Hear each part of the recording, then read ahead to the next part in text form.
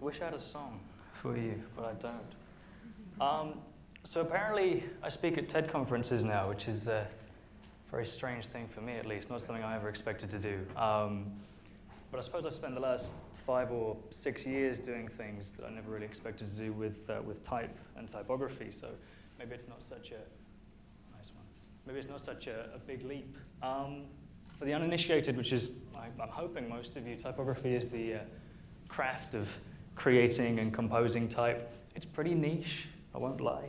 It's not the sort of thing many people spend much time thinking about, but to be honest, nor should you. There's actually a saying in the industry that if a typographer has done their job well, that you won't know they've done anything at all, which is very true, but quite defeating, really.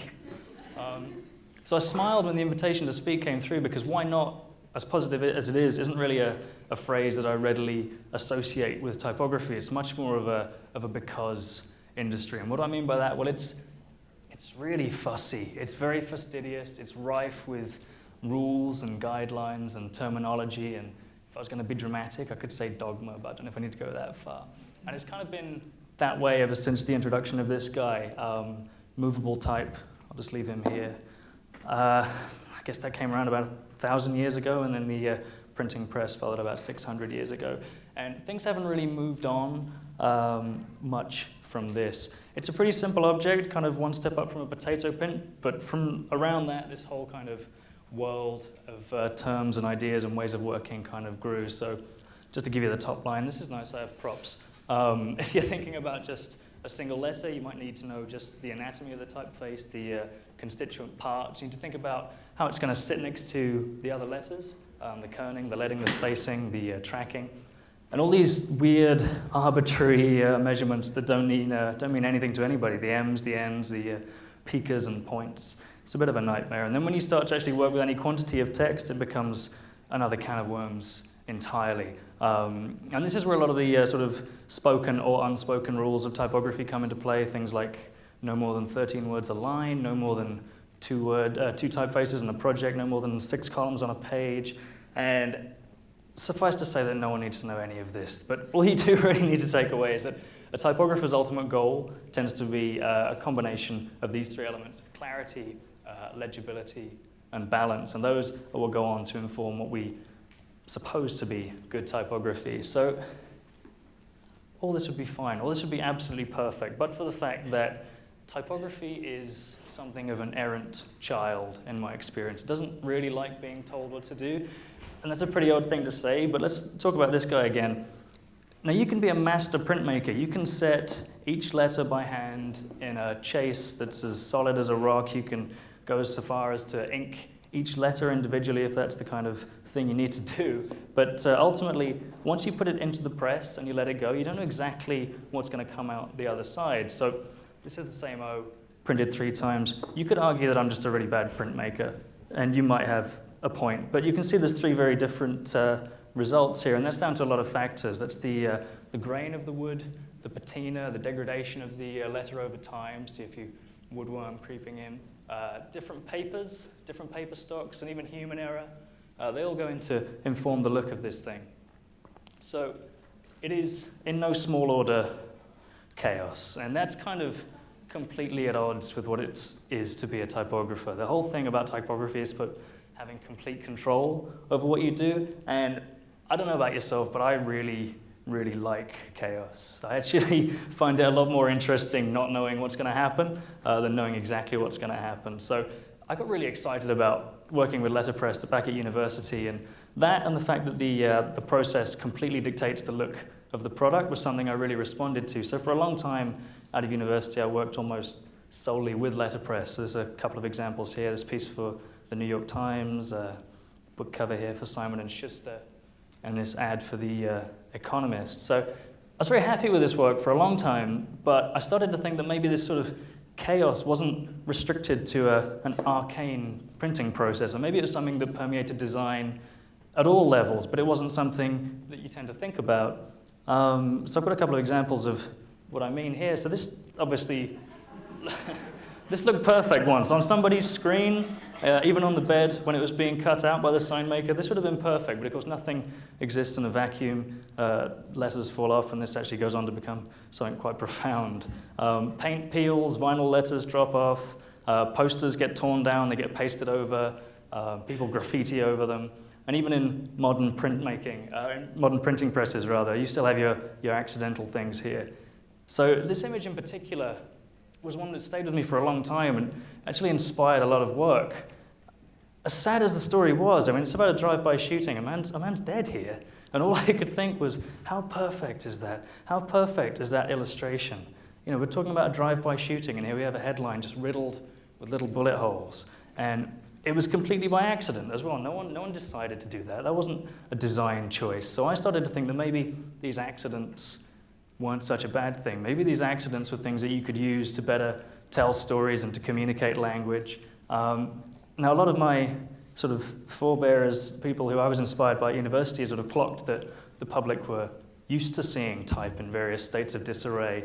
Mr. Carson there on the left, most famously. Vaughan Oliver used to do a lot of work with handwriting, and Tomato with their sort of badly photocopied work. But even that was quite deliberate, and I wanted to go a step further and just remove, well, all accountability, basically, from my work, and just to completely surrender it to the process and see what happened. So I have a few examples here. Walking down a high street one morning, I noticed a shop window that had been caved in by some youths, I guess, the night before, and some of the vinyl letters were still clinging to the glass. Some of them were strewn across the floor. And I thought, wouldn't that be an amazing thing to capture, to sort of get that moment of impact and sort of see how far you could push the type before it stopped meaning anything at all? Or even better, maybe I could use that as a device to tell another story, to convey another meaning. So I took the text You Blow Me Away, which is shamefully a Robert Palmer song. But it felt like a pretty appropriate text. We had this screen printed onto about 20 sheets of glass, and I worked with this gentleman here in the bottom left, Jason Tozer, a little dark there.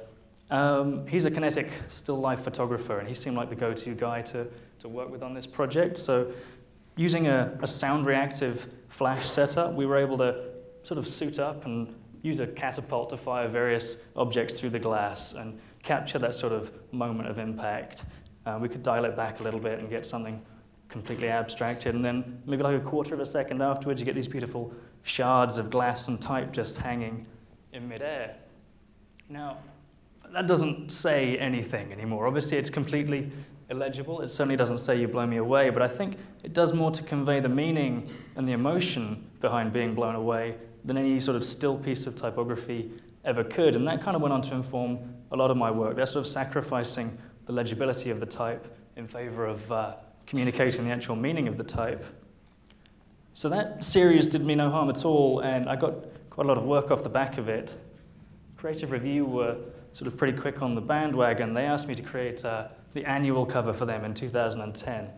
And they sent me the previous year's covers, most of which I'd already seen, and I couldn't help but notice the sort of increasingly grand production schedules, from a piece of cut glass to a 12-foot ice sculpture of an A in a boat building hangar. And this was a complete freebie. There was no budget here. So I thought there was no way I was going to match the scale of it.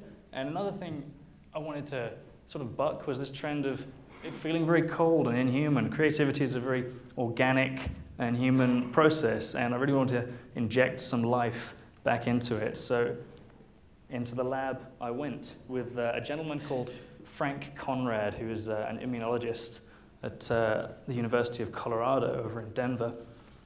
Using a heat gun and some plastic, we were able to make impressions of very tiny A's. So this one from a Made in the USA stamp from an aluminium pen, I think. And this got us to the scale we were looking for. This is like just a millimeter or so high. But it really wasn't alive still. So we started spreading cell cultures on the type and just watching them grow and seeing how they kind of came to life. We were really excited about this image, but it's pretty creepy at the end of the day, and it's kind of not really a letter A. We needed something a little bit more traditional. So our savior kind of came in the form of these pollen cells here. It's at 800 times magnification and 600. Ultimately, we needed to read it, so we were able to train the cells to grow in these rather lovely A's here, and this went on to become the cover. So, I mean, I had 1,000 projects that I wanted to show, but with 12 minutes, it's not really going to wash. this was like one final piece. A lot of my inspirations come from reading or listening to music every now and again, like a visually loaded word will sort of jump out at me and sort of beg to be brought to life. And one of these words was collapsed in love from a song by Blur called To The End, which I sort of remember listening to when I was 15 or 16.